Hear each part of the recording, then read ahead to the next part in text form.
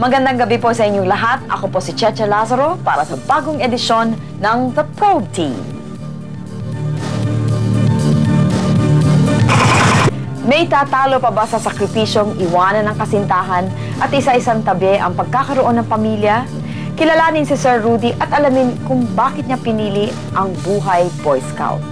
Para kay Ma'am Cheche Lazaro. Wow!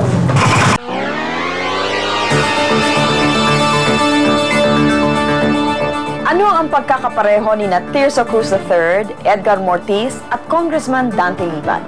Lahat sila ay naging Boy Scout at lahat sila ay sumailalim kay Rodolfo Gutierrez, isang Scoutmaster na hanggang ngayon, sa edad na 74, ay buhay pa rin ang katagang laging handa. Ating alamin kung sino siya. Isa ito sa pinakahuling litrato ng mga Boy Scout na ipapadala sana ng Pilipinas sa 11th World Jamboree noong 1963. 28 Boy Scout at 5 nakatatanda ang sumakay ng eroplano patungo sa Athens, Greece para sa pagtitipon. Kasama dapat sa biyahe na yon si Scoutmaster Rodolfo Gutierrez na mas kilala sa tawag na Sir Rudy, ngunit kinapos siya ng pambayad. Ay, nung ultimo ora, dumating ang telegram sa akin ng National, kulang pa ako ng $100. By force of circumstances, I have to stay behind and follow the trip the following Monday. Hinatid ko sila sa airport Friday evening. Sino-sino sila? Ay, sina Bardolasa, sina Delgado, si Reyes, Lascano, De Fuentes. Kailanman ay hindi inakala ni Sir Rudy na yon ang huling pagkakataon na makikita niya ang mga Boy Scout. Sa kasawiang palad, ang eroplanong sinasakyan nila ay bumagsak sa Bombay Sea. Namatay lahat ng pasahero. Napasigaw ako. Pagkagising ko alas 5 ng maga, I heard over the radio that their airplane crash and all of them died. Pati sa lahat ng headline ng dyaryo noon. Napasigaw ko. Naging bayani sila. Naisip ni Sir Rudy na marahil may dahilan at naiwan siya. Kaya namanata siya sa kanyang sarili. Mangyari, I was scheduled to get married December with Lily Ibanez. I decided whether to join the boys or get married live. So from then on, sinabi ko sa kanya, Lily, I'm sorry. I have to decide whether to join the boys or get married. What they cannot do, I have to do for them. And then on, I straight na ako. Talagang itinakwil niyo yung pagmamahal para sa Boy Scout? Just for the...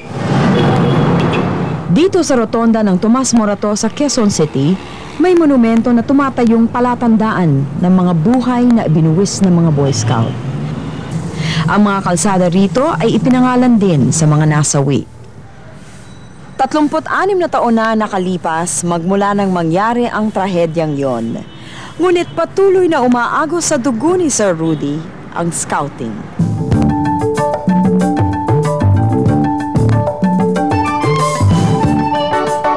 74 na taong gulang na si Sir Rudy, retirado na sa trabaho. Ngunit hanggang ngayon, kusa pa rin niyang pinagpapatuloy ang nakasanayan niya nitong nakaraang 50 taon. Ang magturo at gumabay sa mga Boy Scout. Sige. Tinuturuan ni Sir Rudy ang mga Boy Scout ng mga survival skills, first aid, semaphore signaling, at higit sa lahat, ang pagiging tapat at mapagbigay na tao. Nabubuhay tayo para sa iba, hindi para sa ating sarili. Sapagkat ang scout do lamang, ang scout out lamang, Cheche. Sa ngalan ng aking dangal ay gagawin ko ang buong makakaya upang tumulong sa ibang tao, sa lahat ng pagkakataon. Sa Sambales. Dito nakatira si Sir Rudy sa isang maliit na silid sa itaas ng isang talyer. Wala siyang asawa, walang kamag-anak. Ang tangi niyang kinikilalang pamilya ay ang mga Boy Scout. Sila ang tumutulong kay Sir Rudy sa kanyang katandaan. Man does not live on bread alone. Naranasan ko yan. Ang nararanasan kong karanasan, talo kong mayaman. Wala nga akong pera. Pero ang kasiyahan natin sa loob, yung satisfaction na tinatanggap ng tao, at yung return sa inyo yung mga bagay na yan. Magkano ho yung satisfaction nyo? Hindi mabibilang. Hindi matutumbasan ng salapi. Rudy is a volunteer. He does this without pay. Me, I am a professional scouter. No? I work and I get paid for it. That's the difference. I may be as dedicated as him, but that will not count because I am a paid staff. Si Father Eric Santos ay kura paroko sa San Rafael Parish sa Tondo. Naging Boy Scout siya ni Sir Rudy nung nasa high school siya. Ang style ni Sir Rudy, ang troop meeting parang may magic eh. Nagkakaroon kayo ng pagkakataong mag-interact with one another. Then we have beautiful songs. Meron kami mga musicians. Malo, malo, malo, sa sanggalong malo, darangganita mare ginawa. Bata si Sir, no? The eternal child, no? And at the same time, yung father image, no? Very effective yun, eh. Talagang tatay na tatay siya, may concern siya. Noong nagtatrabaho pa si Sir Rudy bilang guro, ilan sa mga alaga niya ang pinaaral niya. O di kaya hinanapan ng sponsor kung kapos sila sa pera upang makatuloy sa pagiging Boy Scout. Ngayon namang retirado na siya, tumatanggap pa rin siya ng mga Boy Scout na nakikitira sa kanyang poder. Umuwi ba kayo sa inyo? Weekend lang. Weekend? Meron siyang kwan sa bata, ewan ko ba, mahusay siyang kwan eh, magpaliwanag at saka talagang makikita mo galing talaga sa puso niya, sinasabi niya, ang ginagawa niya. Kaya medyo ang mga bata talagang kumakon sa kanyang mahanga. Paano ka napunta sa scouting? Kasi po, nakita ko po si Sir Rudy. Natanong ko po sa sarili ko, bakit ang tandaan niya sa scouting? Kaya po, sa isip ko, maganda siguro yung scouting, sumali na lang ako kaysa mga barkada. Masaya ba ang scouting? Apo. Mas masaya ba sa barkada? Apo. Mas masaya? Bakit? Kasi po dito may natututunan po. Pero pag pumupunta po kayo sa mga barkada lang po, wala po kayong matututunan. Hindi bisyo. Ganun. Meron ba kayong pagbabago na nakikita sa attitude ng mga bata? Oo, sa mayroon mga... po. Ano? Ay yung masyado sila, magalang sila, matulungin. Kagaya nitong tinatawag nating waste management. Hindi kung saan-saan nagtatapon, kung saan-saan nagkakalat. Eh ngayon, dahil sa scouting movement, mayroon kaming tinatawag na linis patrol. Marami sa mga dumaan na kay Sir Rudy ang nagtagumpay sa kani-kanilang mga propesyon. Kabilang narito sina Jay Ilagan, Tirso Cruz III, at si Lieutenant Colonel Carlito Romero, hepe ng mga bumbero sa Quezon City. Bihira ko sa isang tao na yung buong buhay nyo ay i-google nyo sa paghuhubog ng mga tao na hindi naman nyo kaano-ano, na hindi nyo naman kamag-anak, hindi naman nyo kaibigan. Ang kagustuhan nyo lang ay sa paglaki nitong mga ito, magiging productive member of the society. Sabi nga ako ni Sir Rudy nun, ayaw namin nang may bababalitaan kaming Boy Scout na isang kriminal. Ayaw namin na may mababalitaan kaming Boy Scout na nalulun sa drugs. Pagka kayo sumali dito sa scouting ito, siguraduhin nyo na kayo ay magiging isang mabuting mamamayan. Bilang hepe ng mga bumbero, tinutularan ni Colonel Romero ang estilo ng pagiging leader ni Sir Rudy. Naging flexible po. Meron din pong pag-unawa na lagi po namin nakikita sa kanya na inuunawa namin maigi yung kalagayan ng aming mga tao. Bakit nga ba iba kulay pang scout master yan? Si Father Eric naman ay nagtayo na rin ng isang tropa ng mga Boy Scouts sa San Rafael Parochial School. Inaamin niya na pati ang desisyon niyang magpare ay may kinalaman sa mga tinuro ni Sir Rudy. The holy fear of God. We regard God as the greatest scout master. The great scout master of all good scouts, no? Nagtataka ba kayo, Father, na 75 years old na siya, troop leader pa rin siya, at naka-shorts pa rin siya, at naka-uniform pa rin siya ng Boy Scout? Hindi, magtataka ako pag hinubad na niya yun.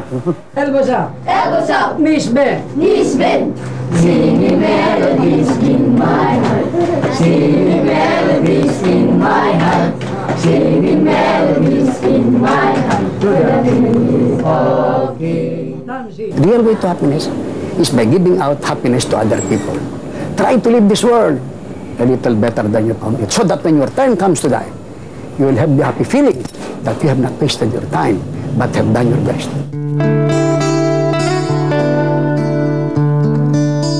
Ngalan ng aking dangal ay gagawin ko ang aking buong makakaya upang tumupad sa aking tungkulin sa Diyos at sa aking bayan, sa Republika ng Pilipinas, at sumunod sa batas ng Scout. tumulong sa ibang tao sa lahat ng pagkakataon. Malaging malakas ang aking katawan, sisikang isipan at kapanangatan. Scout ay mapagkakatiwalaan, katapat, matulungin, mapagkaibigan, magalang, mabait, sinuring, saya, matipid, matapang, malinis, maayos.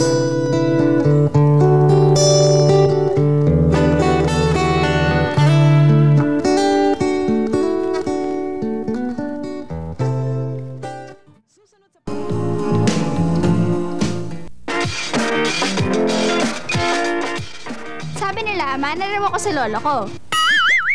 Libo, adventurous at masayahin.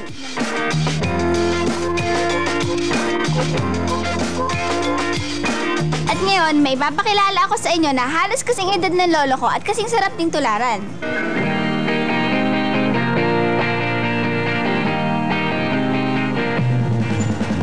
Ito si Sir Rudy Gutierrez at hulaan niyo kung ano ang ginagawa niya. Boy Scouts, mga maliliksi at malulusog na batang tulad ko. Pero para lang ba ito sa mga bata?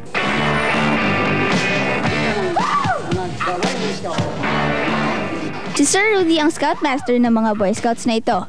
Halos 75 years old na siya. At tulad ng kanyang mga tinuturuan, maliksi at malusog pa rin siya. Sa pulpa ng 1946, Scoutmaster na ako. Tuloy-tuloy yan. 52 taon.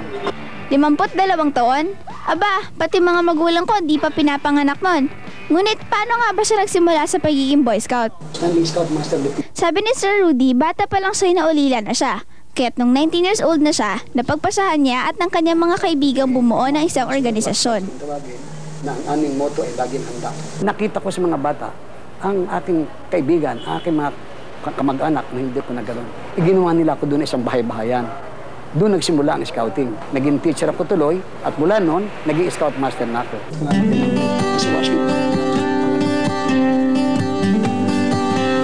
Noong 1967, nagkaroon ng Jamboree ang pagtitipon ng mga Boy Scouts sa Amerika. Nadisgrasya ang eroplanong kinasasakyan ng mahigit 20 Boy Scouts at dapat nga raw kasama siya sa biyaheng iyon. Ngunit dahil sa kakulangan sa pamasahe, hindi siya nakasama. Inisip ko, bakit ako lang naiwan? Bakit silang lahat namatay? Kaya inisip ko na siguro iniwan nila ako para ituloy ko ang kanilang hindi na magagawa.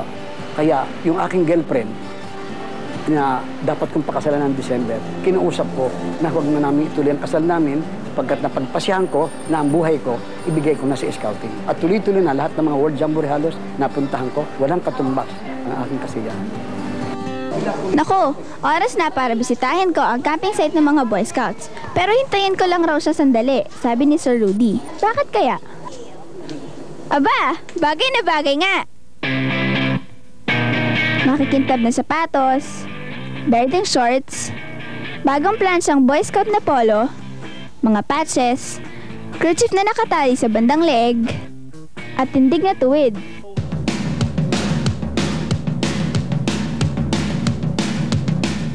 Naging Girl Scout din ako nung minsan at natatandaan ko na ang paborito ko ay ang pagkakamping.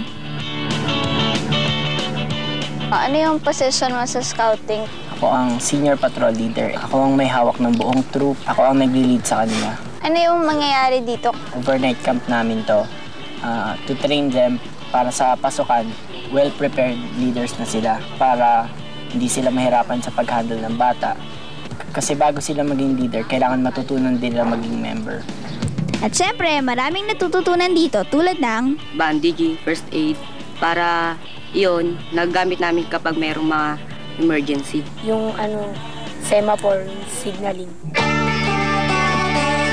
Tinatawag na semaphore ang pagsisignal sa pamamagitan ng dalawang flags. May katumbas na signal ang bawat titik ng alphabet. Magagamit ito pag magkalayo ang nag-uusap at hindi magkarinigan. Pero di naman puro seryoso ang mga natututunan sa camping. Siyempre, meron ding katuwaan.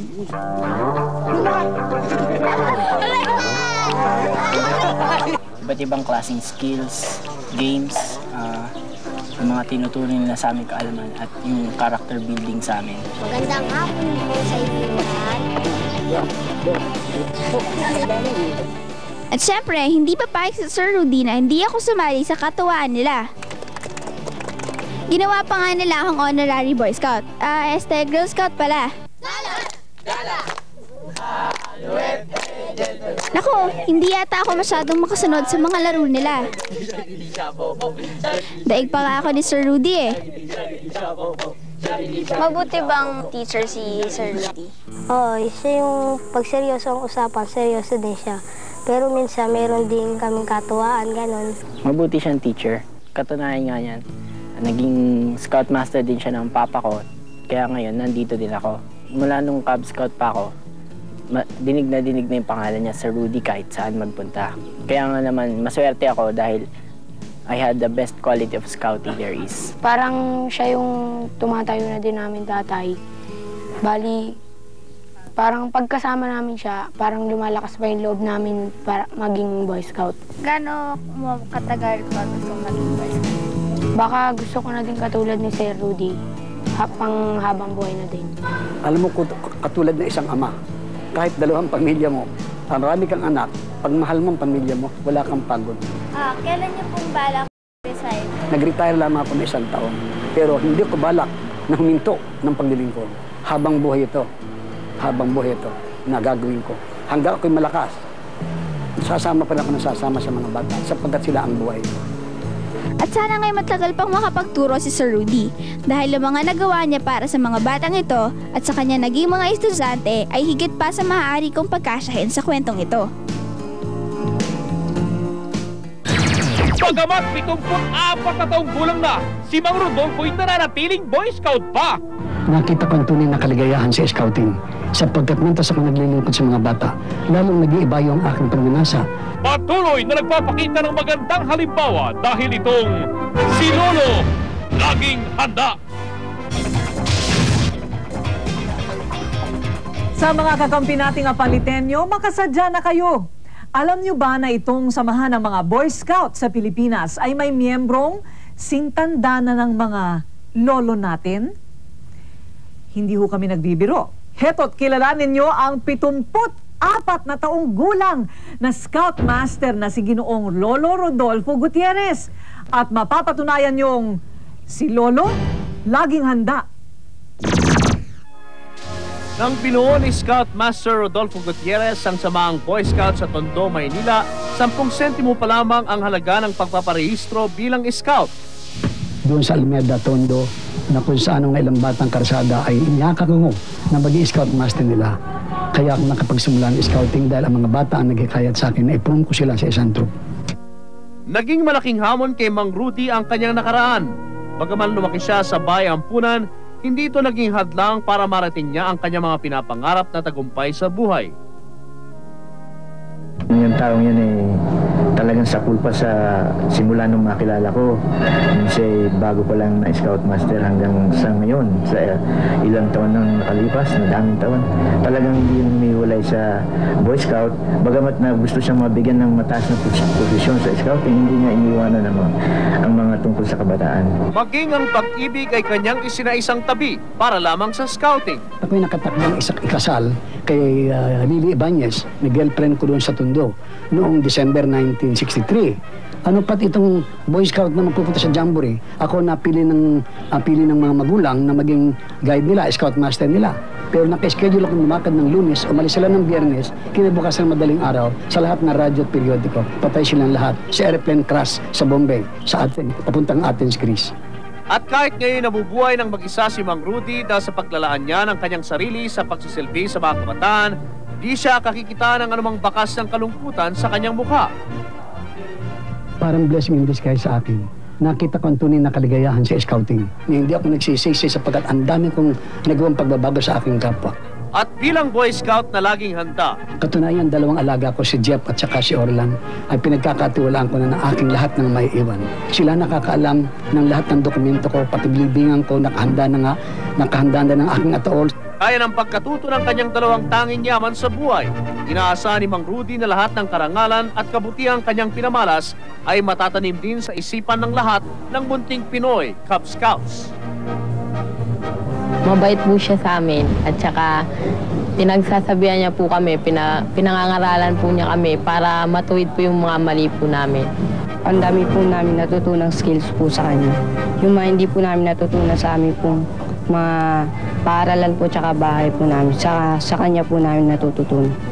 Sana humaba pa po ang buhay ni Sir Rudy nang sa gayon marami pa pong scout ang matutulungan niya at may lalayo sa masamang bisyo katulad po ng drugs.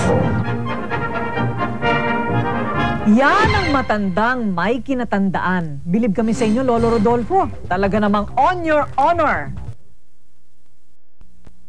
Ang buhay ng scout ay masayang tunay. Hanggang ngayon naririnig mumunting mga tinig tuwing kanyang dinadalaw puntod ng mga Boy Scouts na pumanaw. 30 Boy Scouts noong 1963 patay sa plane crash sa World Jamboree. Dapat sana kasama doon si Mang Rudy. Ako ang kasama nila ron. Dapat ako naging scout master. Pero naiwan ako dahil sa $100 lamang na hindi ko naibayad. In World War II, the average age of the combat soldier was 26. In Vietnam, he was 19. 74 years old na pero si Tatang growing strong pa. Hindi tumatanda. Boy Scout pa rin siya. Ito ang aking tinanggap na gawad noong 1994 ni President Ramos sa Malacanang at ako'y napiling Most Outstanding Scout Master of the Philippines.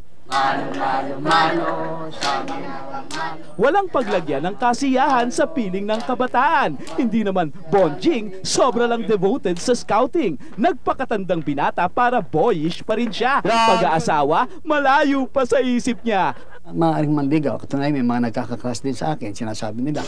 Pero iniiwasan ko pa muna ngayon, baka ako makasagabal sa akin. At ang kalusugan ko, tinitingnan ko rin, 74 na ako. Medyo hectic ang schedule niyo. Talaga, oo. Masyado. Wala mo ng love affair. Muna.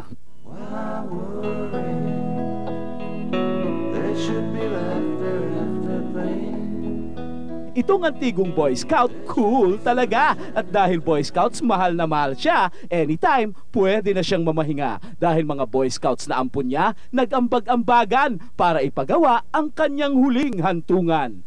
And now, the end is near. Dahil ang Boy Scout na pinakamatanda, maging sa kamatayan, laging handa. Para sa TV Patrol, Mark Logan, ABS-CBN News. I'll say it clear.